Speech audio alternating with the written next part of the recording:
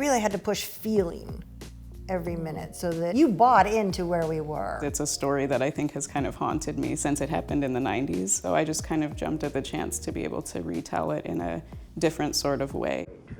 You heard Tracy. What are you doing there? I'm Gigi Williams, the makeup artist. I'm Sanford-Fong, department head of hair. Hi, my name is Laura Wiest, and I'm the re-recording mixer. Hi, I'm Stephanie Philo, and I am an editor on Dahmer Monster, the Jeffrey Dahmer story. And this is how we did it. And this is how we did it.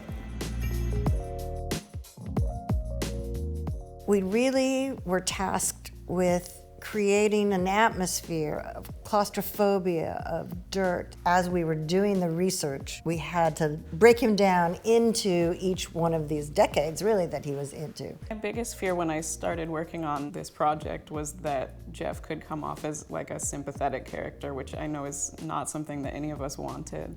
So I think that also led to us dialing back in the edit as well. Conscious choice that I think all the editors on this project made was that we should really strip back how often we're cutting and really just live in these kind of wider shots where you can just see the moment happening objectively and feel what was happening. I think we were always cognizant of the fact that we didn't want to glamorize the killer. We held back quite a bit, where usually you would take this moment to do something really cool with sound, and that just seemed inappropriate to do. I think it starts where she's on the couch and she's watching TV. And yeah, she does start hearing Dahmer from the vent, and I think the audience already knows what she's hearing. And originally we had cut a lot of bone crunching and the blood, but for this, it was too much. It is very subtle, and it's just an object, and it's just very subtle off to the side. But yeah, it's not apparent until you cut to Dahmer and you obviously see him cleaning up the blood, because it doesn't need to be in your face for this. What do you do in there? Huh? Where? In that damn apartment. The smells, the power tools going all hours of the night. I'm just building something.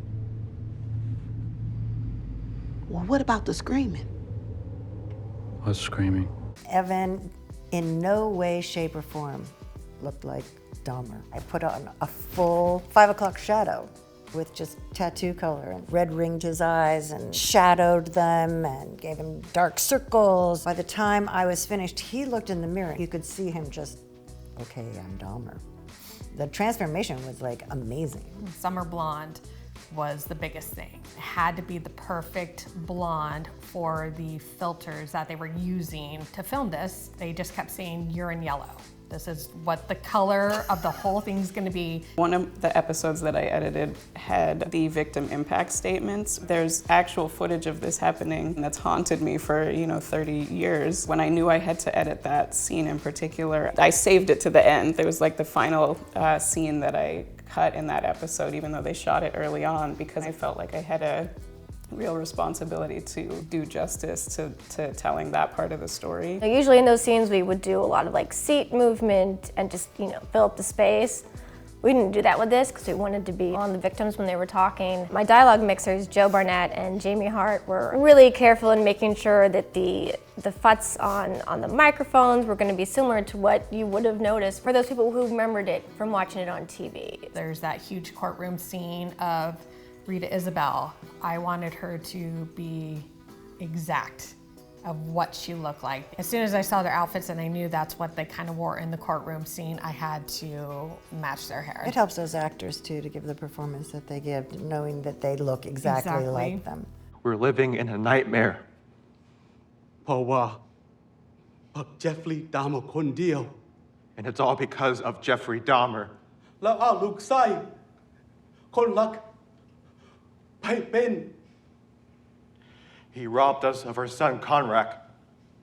แล้วเอาความฝันของเขาไป He robbed us of our dream.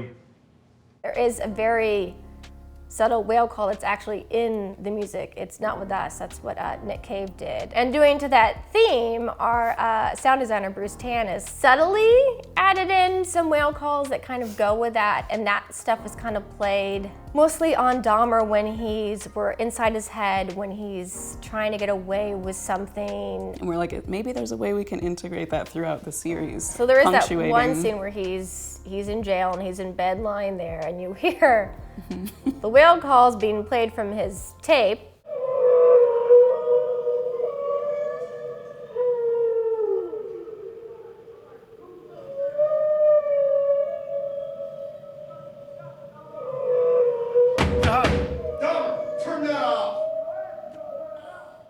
Why? I'm just trying to get some sleep. And I've watched so many documentaries because I wanted to understand the timeline, including their family members. We did boards, constant boards from 70s, 80s, 90s, and all different hair textures. Even like his grandmother, there's not many photos of her.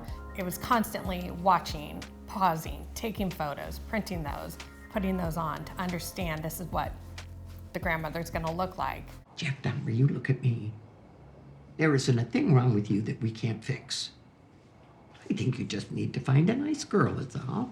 We have a scene where Jeff accidentally drugs himself. He's trying to drug somebody that he's met at a club. There's a shot of him mixing the drinks. He just got more and more disheveled. It kind of messes up his hair. I'd go in the morning and I'd say to Evan, okay, how drunk are you here? How debauched are you? So then it was like, okay, so darker circles, more sweat, dirtier fingers. Since the song is mostly playing, that's pretty much what we used as our motivation to kind of pull the audience into like, oh, now he's accidentally, he's drugged himself now, he's messed up. We took the songs and Steven and Dahmer's voice and tried to really isolate things. At times we take away the vocals and it's just this very treated instrumental of the song, and that's when you know you're mostly in Dahmer's head getting drugged up. And then when he tries to snap back out of it, it's just the song playing normally.